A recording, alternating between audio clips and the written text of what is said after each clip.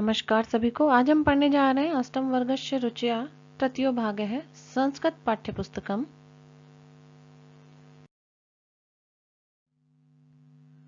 कक्षा 8 रुचिरा भाग 3 पंचदश पाठ है प्रहेलिका अभ्यास कार्य।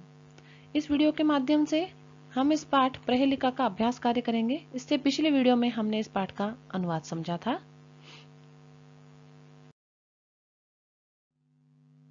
आइए हम इसका अभ्यास देखते हैं। पहला प्रश्न है श्लोकांशेषु रिक्त स्थानानि पूर्यत। श्लोकों के अंश के साथ हमें रिक्त स्थानों की पूर्ति करनी है। तो यहाँ पर जो श्लोक दिए गए हैं पाठ के अंदर, उन्हीं के आधार पर हमें रिक्त स्थान भरना है। सीमंतेषु का राजा को अभूत गुणोत्तम है। तो यहाँ पर सीमंतेषु का शांता और राजा को अभूत गुणोत्तम है। कै संजंगानम का शीतल वाहिनी गंगा। तो यहाँ कै संजंगानम कृष्ण है, का शीतल वाहिनी गंगा, इस प्रकार रिक्त स्थान पूरा होगा। के कम न बाधते शीतम। तो के दार पोषण रतः कम कंबलवंतम न बांधते शीतम। वृक्ष अग्रवासी नैचे पक्षी राज है कि वृक्ष नैचे पक्षी राज है, त्रिनेत्रधारी नैचे शूलपाणी। तो ये श्लोकों के आधार पर ही हमने इनका रिक्त स्थानों की पूर्ति की है।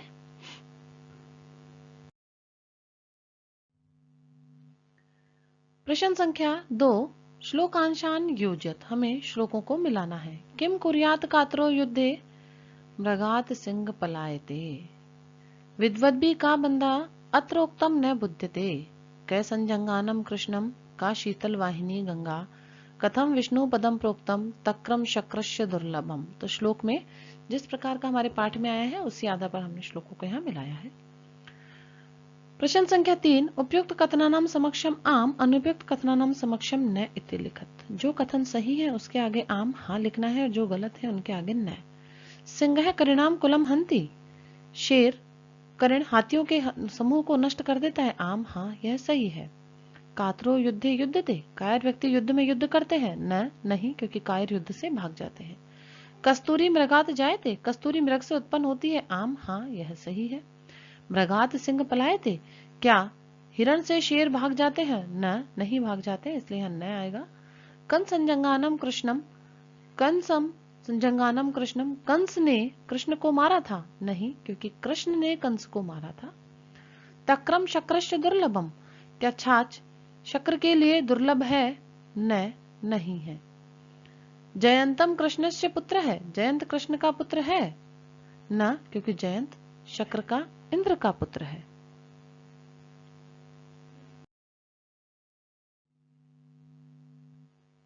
प्रश्न संख्या 4 संधि विच्छेदम पूर्यत। संधि विच्छेद से हमें पूरा करना है। करिणाम कुलम। तो करिणाम धन कुलम। को अभूत है कह धन अभूत है। अत्रेव उक्तम अत्र धन एव धन उक्तम। वृक्षाग्रवासी वृक्ष धन अग्रवासी। त्वग वस्त्रधारी त्वग धन वस्त्रधारी। विभन्न है विभ्रत धन न।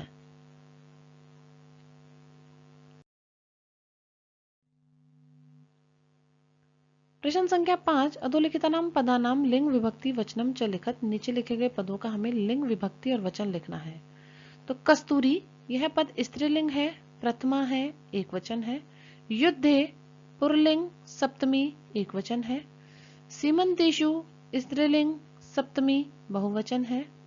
बलवंतम पुरलिंग द्वितीया एक वचन है। शूलपाणि पुरलिंग प्रथमा एक वचन है। शक्रस्य पुरलिंग षष्ठी एक वचन का पद है।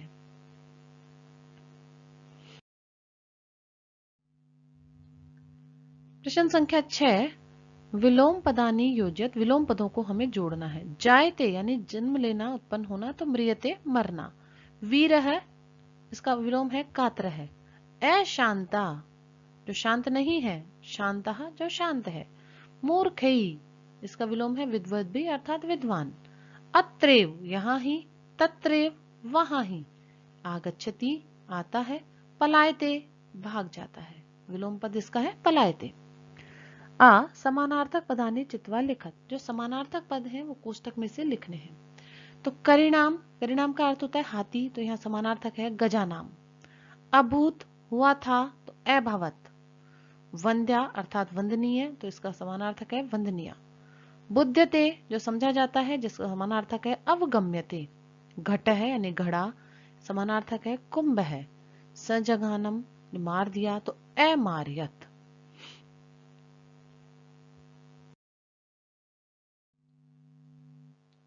प्रश्न संख्या 7, कोष्टक अंतर्गतानाम पदानाम उपयुक्त विभक्ति योजन अनुच्छेद पूर्यत। के कोष्टक में आने वाले पदों का उपयुक्त विभक्ति का प्रयोग करके हमें अनुच्छेद पूरा करना है। तो ये कहानी बनती है।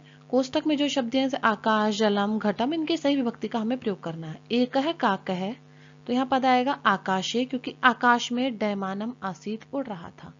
त्रषार्थ सह अन्वेषणम करोति, प्यासा वह जल का अन्वेषण कर रहा था, इसलिए षष्ठी एकवचन जलस्य अन्वेषणम करोति।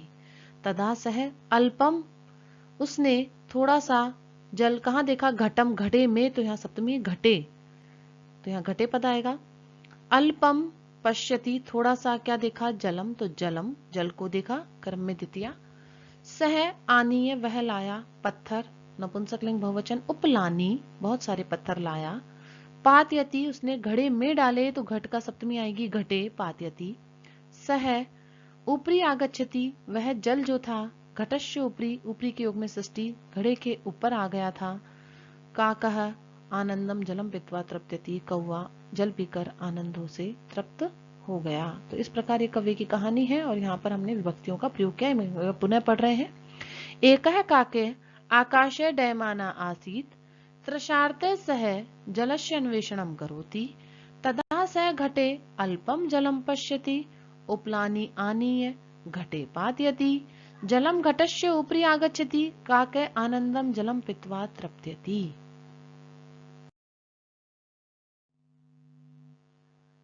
धन्यवाद है। इसी के साथ इस पाठ का अभ्यास कार्य यहाँ समाप्त होता है। नमो नमः।